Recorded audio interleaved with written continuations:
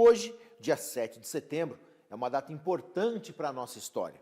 Há 200 anos, Dom Pedro I declarou independência do Brasil e, a partir daí, o país deixou de ser uma colônia portuguesa e começou a caminhar a passos próprios, sem as amarras do domínio europeu. E olha que o Vale do Paraíba também tem um papel importante no grito da independência, às margens do rio Ipiranga, em 1822. E sobre essas curiosidades que nós vamos conversar aqui no estúdio com os historiadores Moacir Santos e Fabiana Rubinho. Eu queria agradecer vocês por estarem conosco para a gente conversar um pouco sobre esse assunto tão importante para todos nós. Somos nós que agradecemos o convite, né, Fabiana? É uma oportunidade de poder falar sobre a independência, a importância para o Brasil e a participação do Vale do Paraíba. Por que é tão importante a gente conversar sobre esse assunto? Olha, é fundamental conhecer a história do Brasil, o percurso que realizamos até aqui e especialmente os esforços que foram realizados pela independência, que não se resumiu ao Grito do Ipiranga. Ele é um símbolo, é a data que nós lembramos desse processo, mas envolveu dezenas de milhares de brasileiros, inclusive com lutas e mortes. A gente vai trazer essa história aqui para a nossa região, professora, e tem muitas peculiaridades aqui, né? O Vale do Paraíba, ele está inserido nesse processo todo, né? Conta pra gente, o que a gente pode falar aqui de Pinda, né? Tem guardas aí, tem tantas outras coisas que a gente pode falar aqui da região.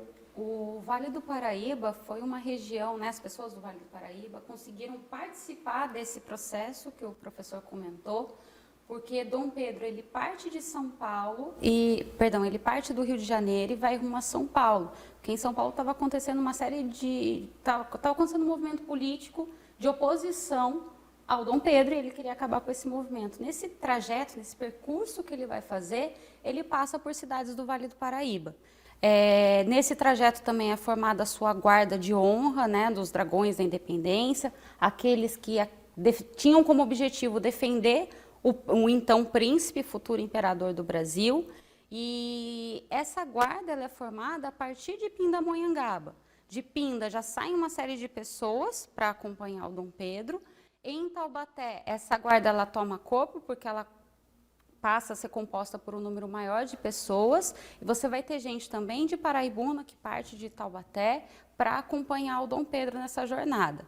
Os guardas, eles acompanharam, né, quando já na região do Ipiranga, eles acompanharam a declaração, alguns deles, né, porque primeiro houve uma declaração e posteriormente o grito de independência. Lembrando que isso é um recorte, mas tem uma participação fundamental.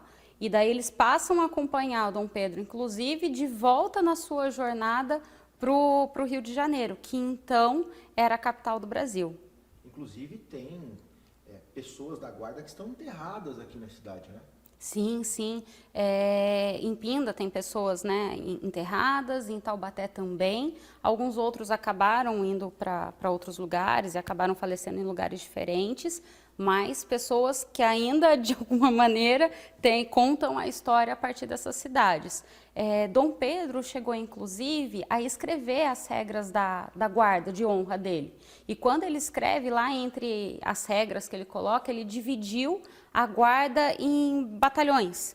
E um deles teria como sede a cidade de Taubaté. E ele escolhe a cidade de Taubaté dizendo que um dos motivos seria a localização privilegiada. Estaria próxima de São Paulo, onde tinha bastante movimentação política, mas próxima da corte também, que era o Rio de Janeiro.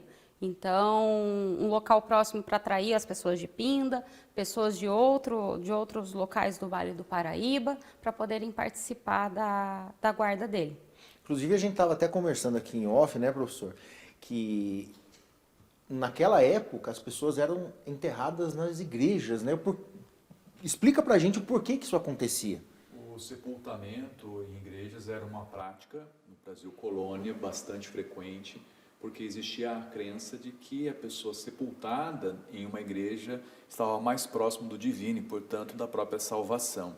É importante dizer que havia vários critérios, ou seja, a pessoa tinha que participar de uma irmandade religiosa, tinha que ter uma participação proeminente, cumprir as obrigações daquela irmandade, para aí sim, quando chegasse o falecimento, obter esse sepultamento, que era uma honra, né? Era algo de destaque para as pessoas. Então, algo frequente e que não se resume aqui à guarda, às pessoas que ficaram enterradas nas igrejas aqui de Taubaté e de Pindamonhangaba.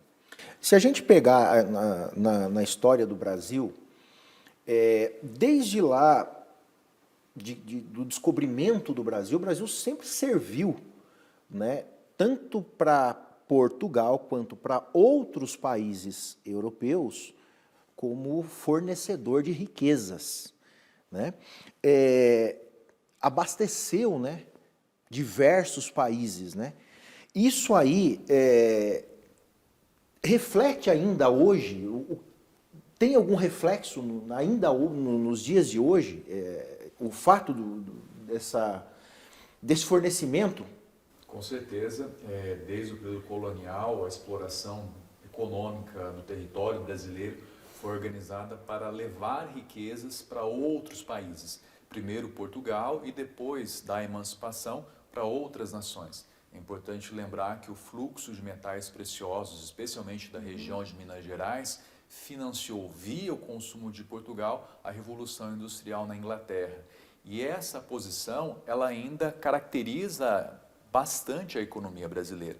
Se formos observar, nos últimos anos ou mesmo décadas, o Brasil, que passou por um momento importante de industrialização, voltou a depender das exportações de produtos primários ligados à agricultura, à mineração e muitas vezes vendidos ao exterior sem a sua transformação industrial aqui, o que gera perda de valor e empobrecimento para o país. Então essa condição colonial, do ponto de vista político, deixou de existir. Do ponto de vista da posição que o país ocupa entre as nações do mundo, ainda persiste, porque o país ele não é produtor de tecnologia que define as relações econômicas. Ele importa essa tecnologia e, em troca, vende os produtos que nós chamamos de primários, agrícolas e minerais. Quando a gente olha para a história do Brasil, né, nesses 200 anos, né, que a gente fala da independência, o que dá para dizer que mudou no país desses 200 anos para cá?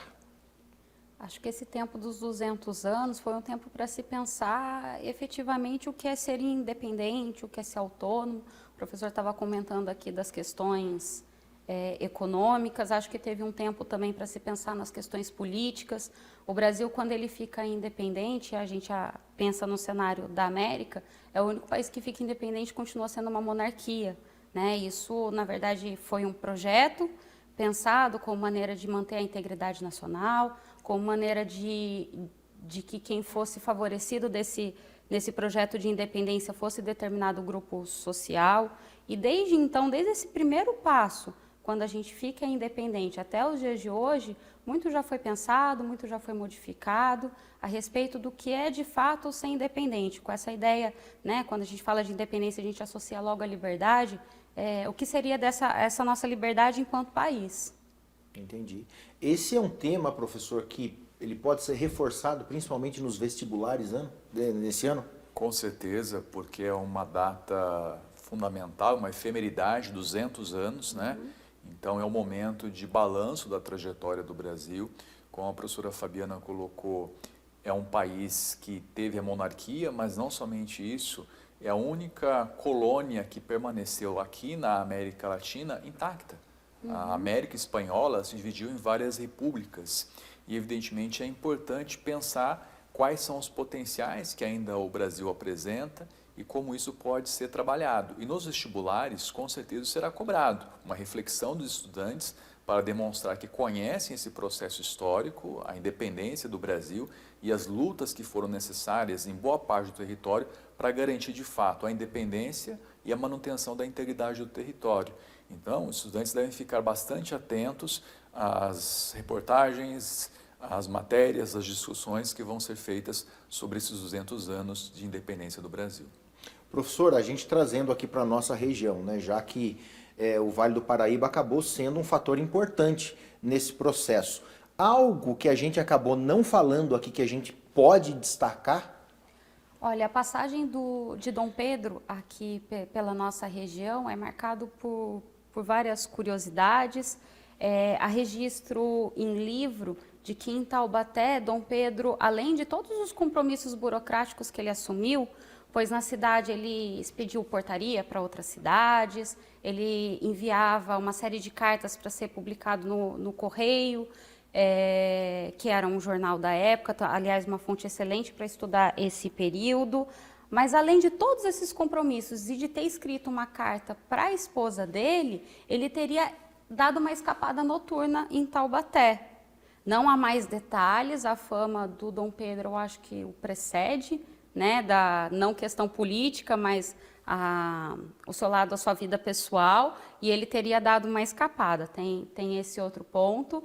Depois da passagem dele, há uma série de comemorações na região, que se sentiu pertencente, né, tomou esse fato histórico para si, por conta da passagem dele, por conta de ter incorporado a sua guarda também. E em Taubaté, por exemplo, uma rua ela tem o seu nome mudado para homenagear o então príncipe, que era a Rua do Gado. Aí ela passa a se chamar Rua do Príncipe após a passagem dele, e essa rua só muda de nome posteriormente, com o advento da República, que passa a se chamar Rua 15 de Novembro. Que legal. Recheada de capítulos, né? Sim. É uma rua que acompanhou a história.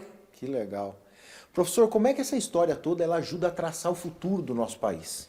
Olha, é importante aprender com as lições do passado, especialmente para o cuidado com o nosso povo, para que as pessoas possam ter mais oportunidades, vida digna. A emancipação, ela se fez em função dessa esperança. Populares participaram da luta.